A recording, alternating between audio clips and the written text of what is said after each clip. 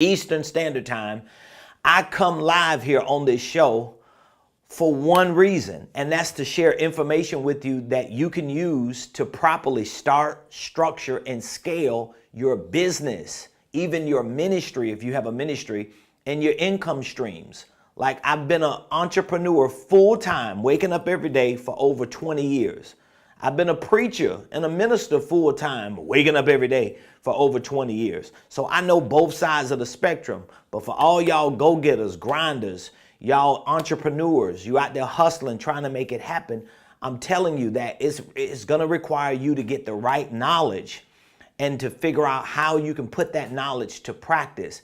It's not easy. It ain't easy being an entrepreneur out here in these streets, and it's getting harder and harder. However, it is possible, okay? When you got the right knowledge, when you have the discipline, and even before you get the discipline, if you put yourself around the right people, the people you put yourself around will inspire you and push you to take the knowledge you learn and put it to practice. It's not easy. If it was easy, 9 out of 10 businesses wouldn't fail.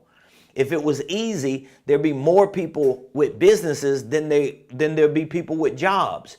It's not something that's for the faint of heart. But most of the people who fail as entrepreneurs, they ain't got no knowledge.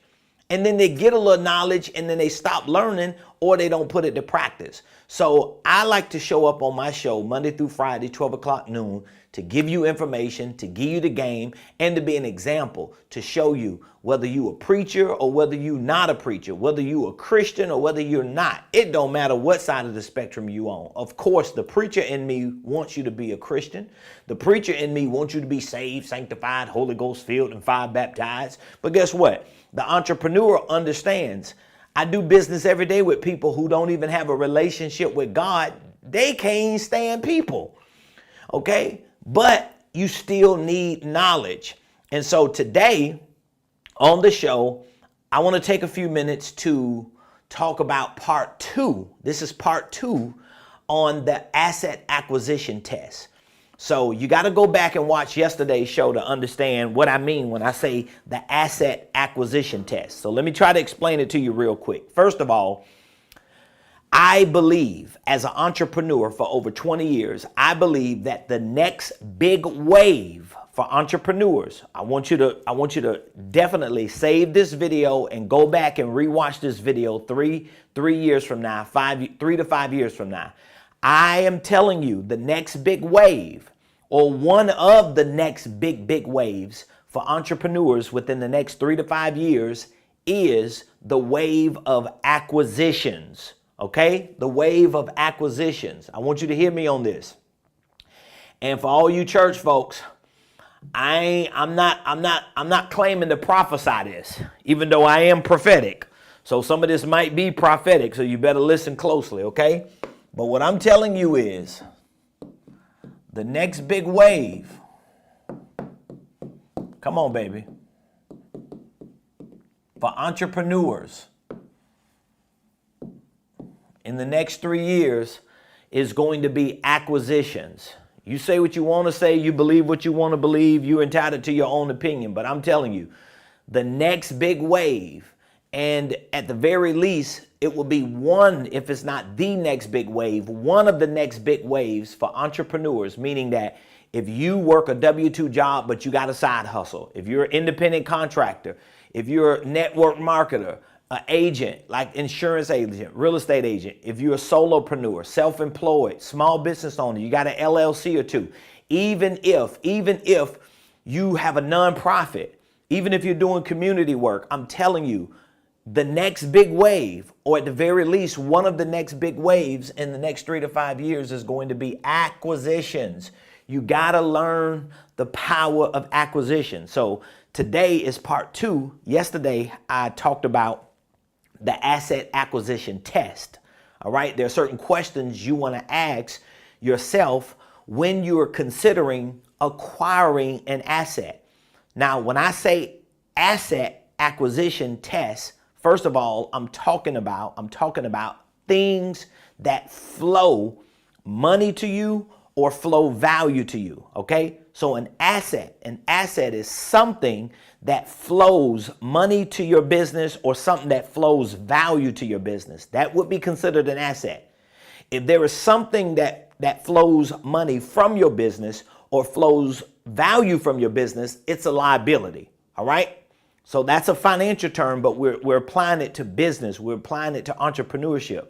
So when you think about asset acquisition, we are talking about the acquisitions or the acquiring, the possessing, and the controlling of things that flow money to your business, things that flow value to your business. This is going to be the big deal for the next 3 to 5 years. Now, for those of you that hadn't watched the show the last couple of days, let me explain to you why I believe strongly acquisitions is the next big thing for the next 3 to 5 years. A big wave, big wave. Here's why. We've got a baby boomer generation. Our elders, they are leaving the workforce. They retiring from their jobs.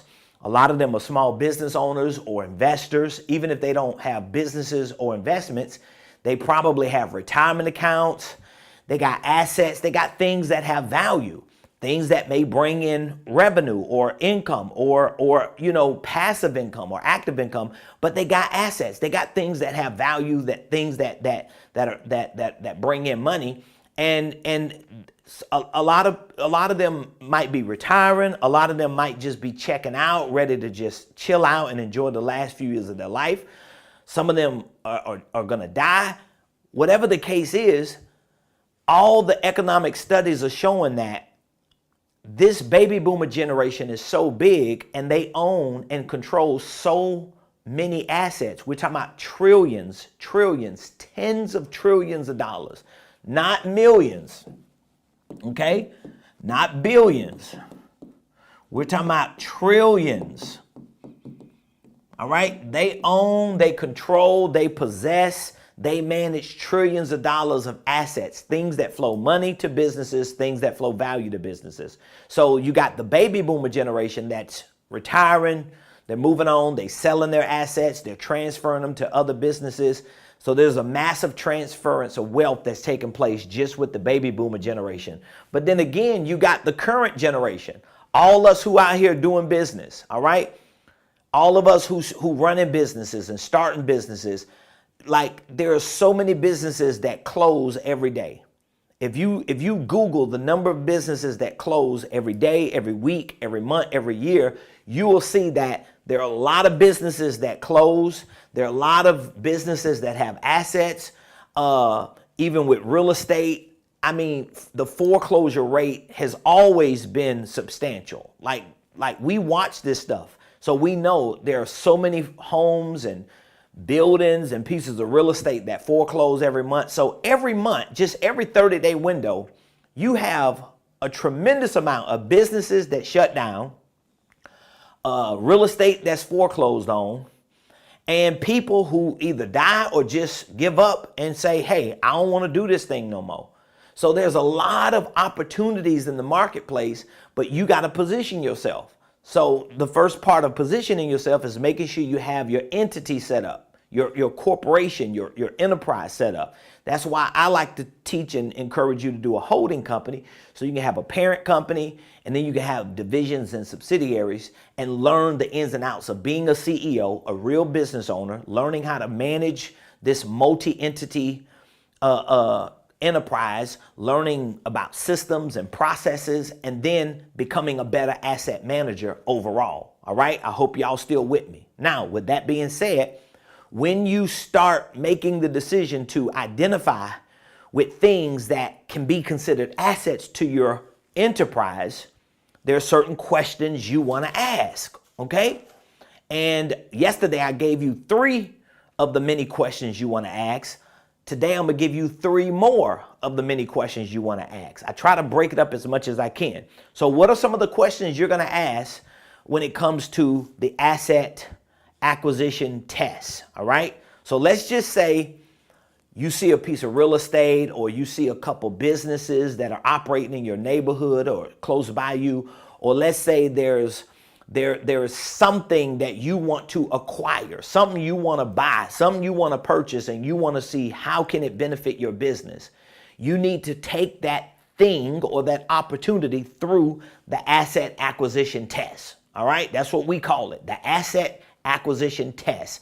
I need to test this thing out to see, is it going to do certain things for me? All right, I want to take it through the asset acquisition test.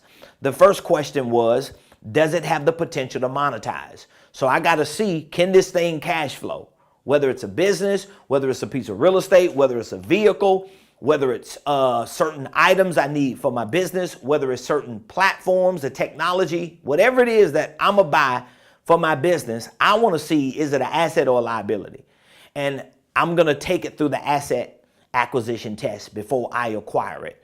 Does it have the potential to monetize? That's number one, meaning that, can I cash flow? Can I make money off this thing, right?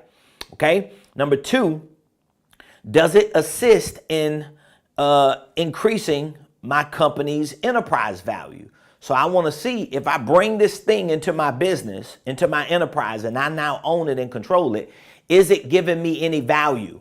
Is it providing any value to my company? What type of enterprise value? Is it increasing my net worth? Is it elevating my enterprise value?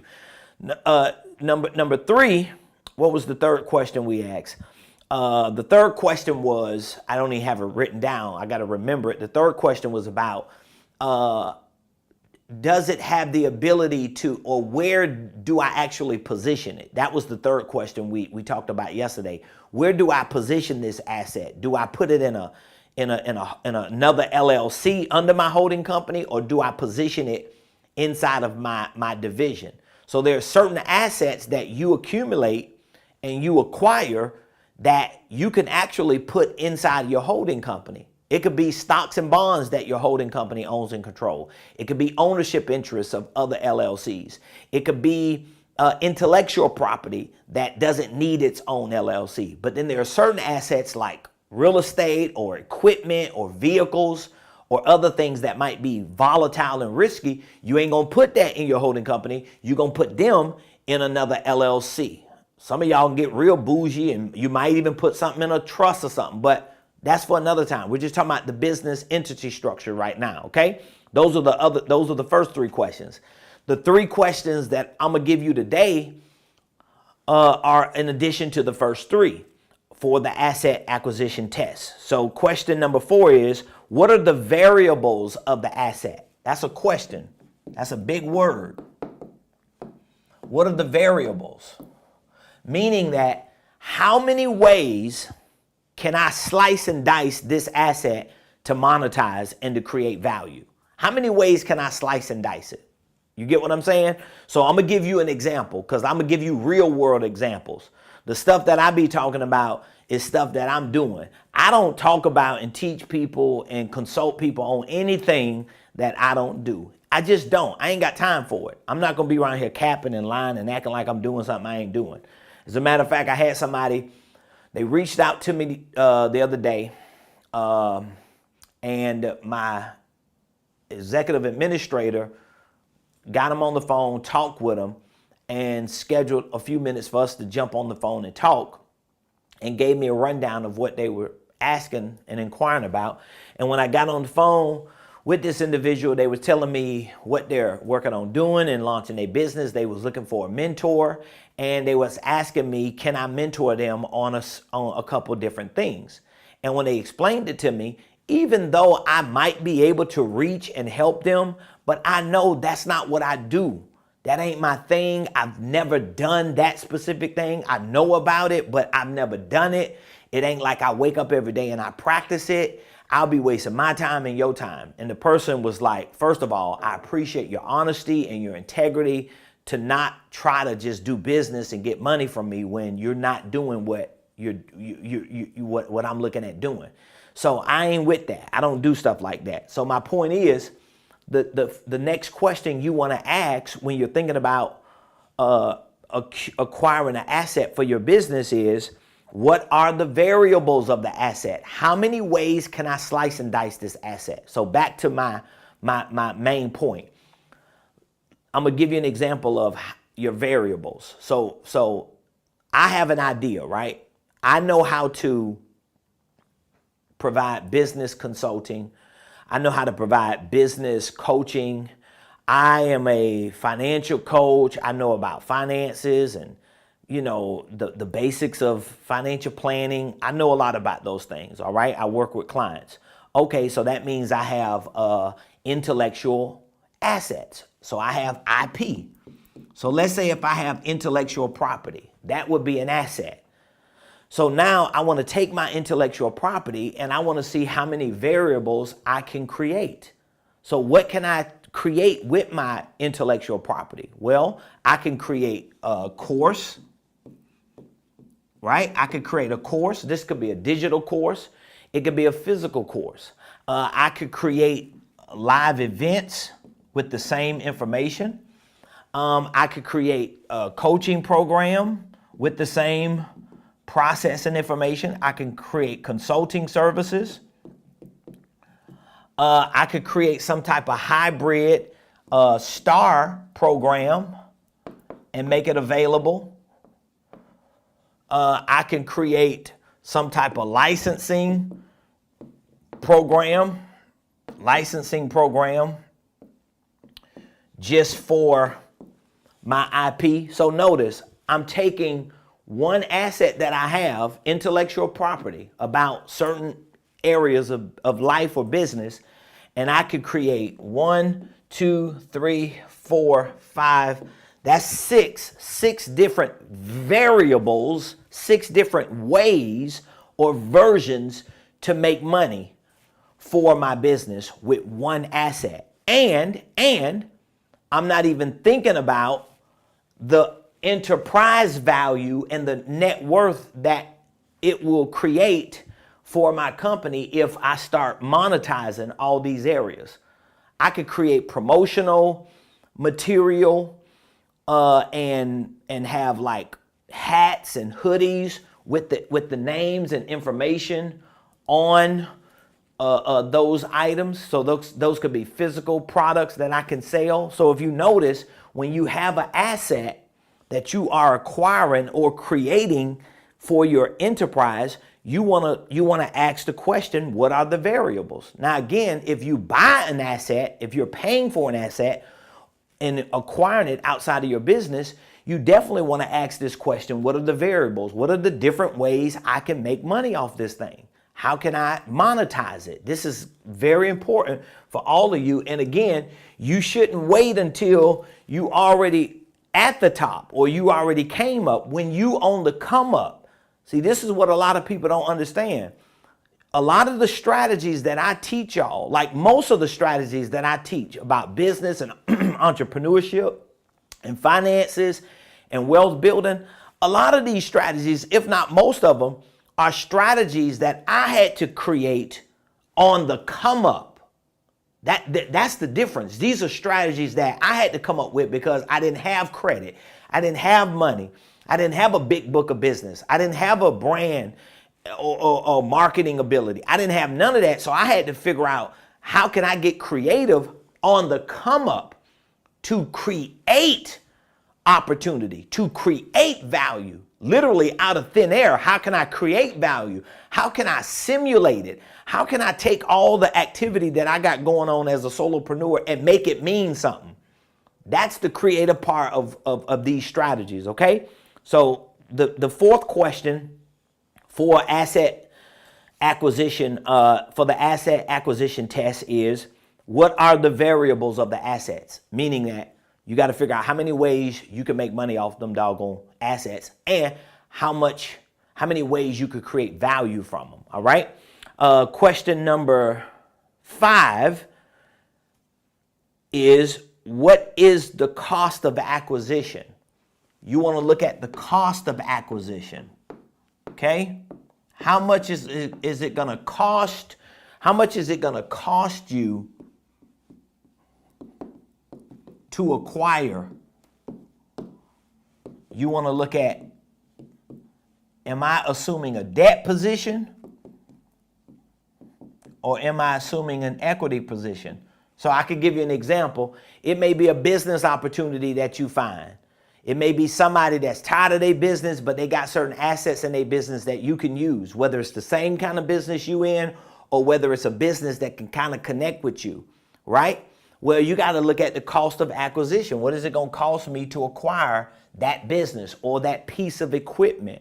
Or what is it going to cost for me to buy that particular vehicle or item that I need? Again, you want to ask yourself these questions, but I want to know, what is the cost? Is it gonna be a debt cost?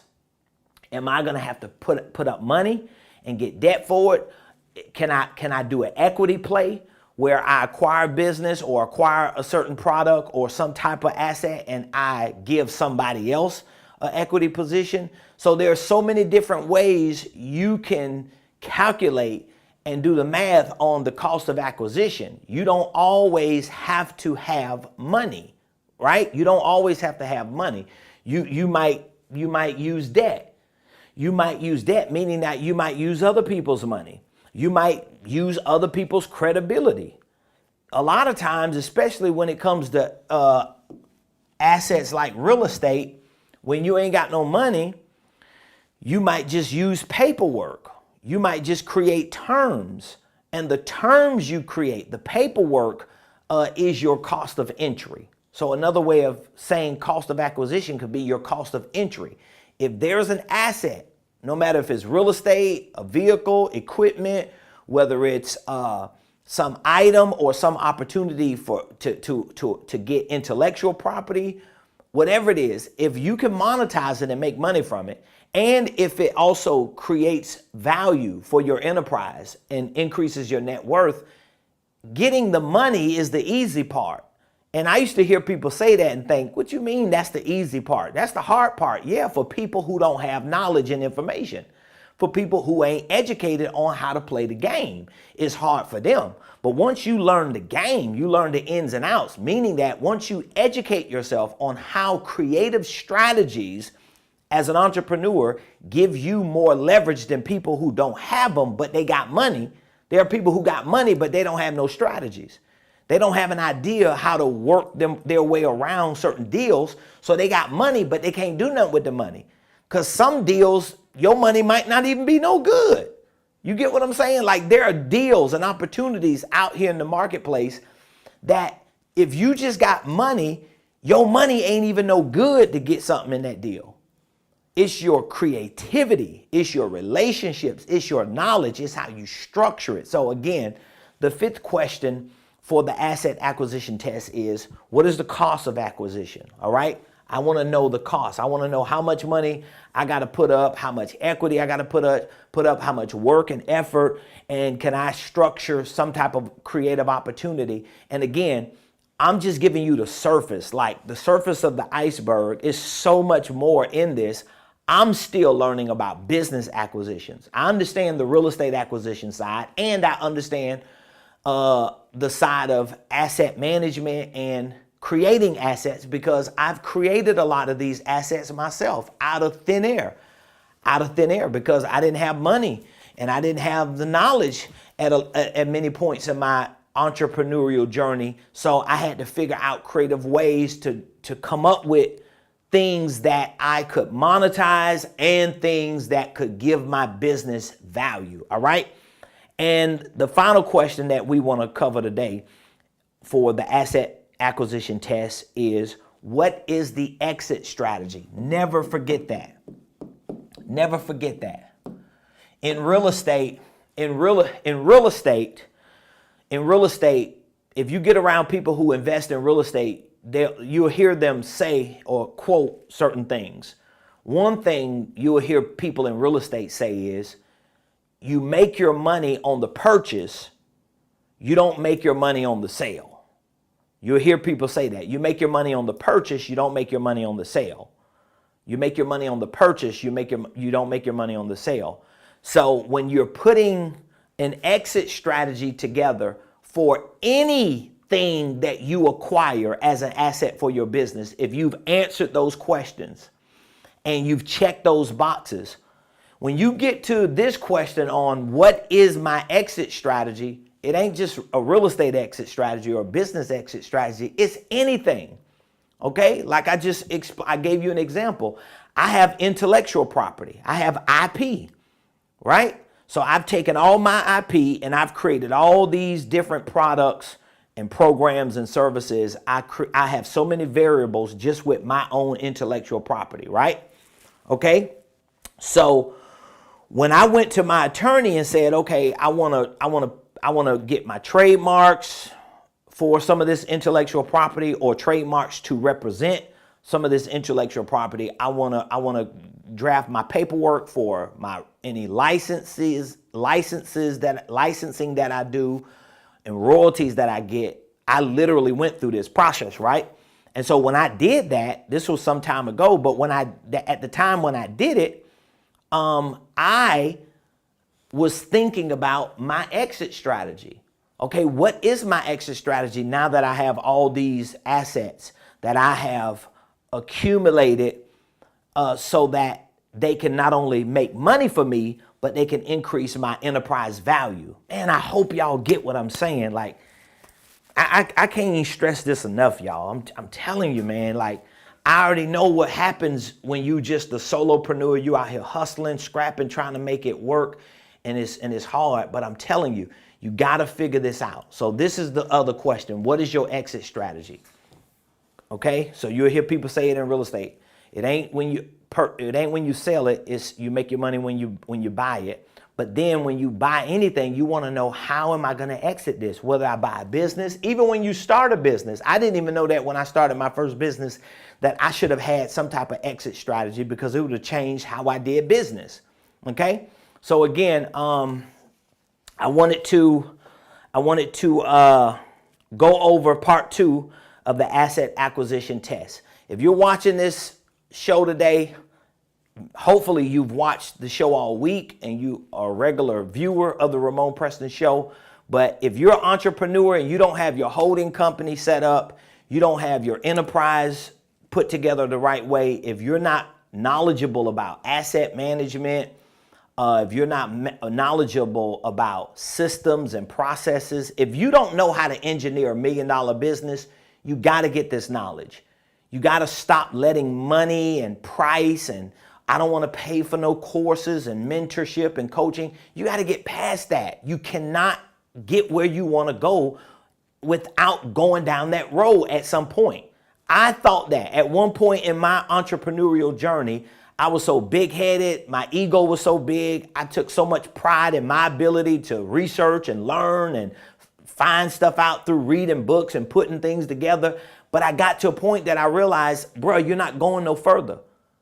And I had to come to the realization that if you do not get a coach and a mentor and get around people who are so far ahead of you, bro, you're not going to get where you think God wants you to go, dog. It ain't going to happen. And I promise you, one of the best decisions I've made in my 20 years as an entrepreneur, one of the best decisions I made was when I finally got to a point to where I made a decision to pay for coaching. I paid to have a coach. I paid to get in the right rooms. I started spending a whole lot of money on mentorship and masterminds and all that stuff that we see that's normal in the marketplace. But I'm telling you, you connect with the right people, got the right information, that stuff works and it will accelerate you tremendously. So with that being said, I'm never ashamed and I'm never embarrassed and I'm never shy and silent about the fact that I'm a business and financial consultant, coach, and educator. This is a part of what I do for a living. My wife and I have done it for so long and have helped so many people, and we still do. As a matter of fact, just with our coaching program, which up until 3 years ago, we didn't have a coaching program.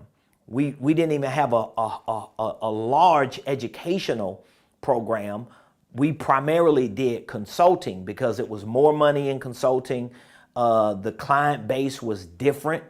So it's just consulting is really a different world than coaching and education. Okay, it's a totally different world. But I'm glad that my wife and I, when we finally moved our company towards coaching and education, we had already had years of consulting on more sophisticated levels of business, and we understood the power of doing it, but we also saw it from a different perspective. unlike some people, if they just selling a course, they may have never coached people. They may have never consulted companies or business owners. So it's certain things that they don't know that my wife and I did know. So with that being said, we do have a 1-year Millionaire Mentorship program. And so we took the best of our coaching, consulting, and education, and we packaged it all together in the form of one program to show you how to engineer a $1 million company, okay? In this coaching program, we offer 1-year access to our Millionaire Blueprint. This is our educational program. We give you VIP tickets to all of our workshops. We host about 4 to 5 workshops a year. These are 1-day deep dives that we train you on the nuts and bolts of certain areas of business. We also have coaching boot camps to show you how to create your own intellectual property for your coaching and consulting. We have weekly coaching calls. We have concierge services to help you throughout the week.